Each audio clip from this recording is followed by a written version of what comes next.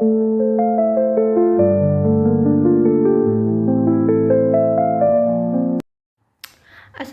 warahmatullahi wabarakatuh. Nama saya Najwa Harim Tazrila dengan NIM 06101182429007 dari kelas A Indralaya. Jadi di video kali ini saya akan membahas tentang faktor-faktor yang mempengaruhi laju reaksi. Sebelum mengetahui faktor-faktor yang dapat mempengaruhi laju reaksi, kita perlu mengetahui dulu apa itu laju reaksi.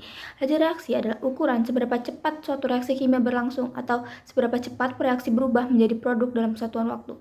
Laju reaksi tidak selalu tetap dalam dunia nyata. Ada beberapa faktor yang bisa membuat suatu reaksi berlangsung lebih cepat atau justru lebih lambat. Misalnya suhu, konsentrasi, atau bahkan ukuran partikel zat padat dapat mempengaruhi kecepatan reaksi.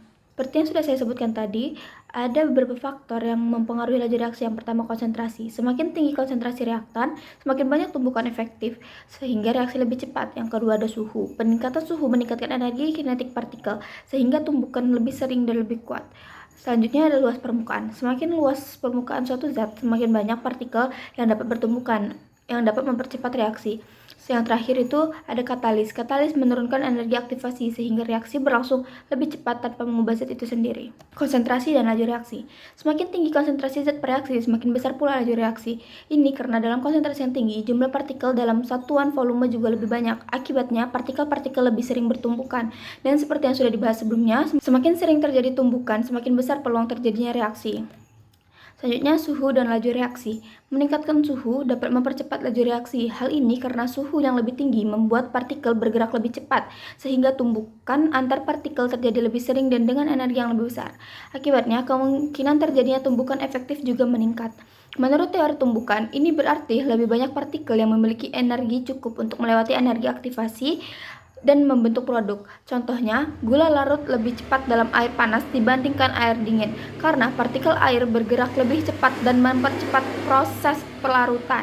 Selanjutnya ada luas permukaan dan laju reaksi. Jika reaksi berupa zat padat, memperluas permukaannya akan meningkatkan laju reaksi. Misalnya, serbuk halus akan bereaksi lebih cepat dibanding potongan besar. Hal ini karena permukaan kontak antara zat padat dan reaksi lainnya menjadi lebih luas, sehingga lebih banyak partikel yang bisa bertumbukan dalam waktu yang sama. Dan terakhir ada katalis dan laju reaksi.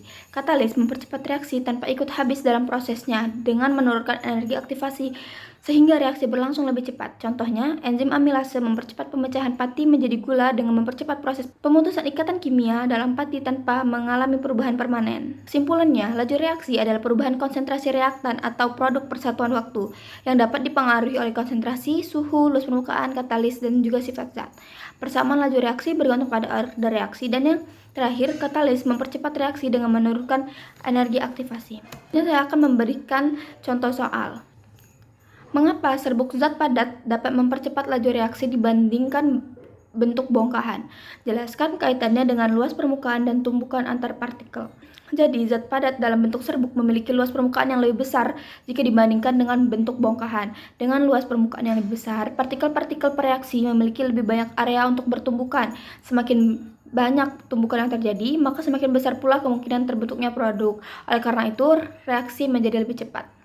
Mungkin itu saja yang dapat saya sampaikan. Jika ada salah, saya mohon maaf. Saya akhiri. Wassalamualaikum warahmatullahi wabarakatuh.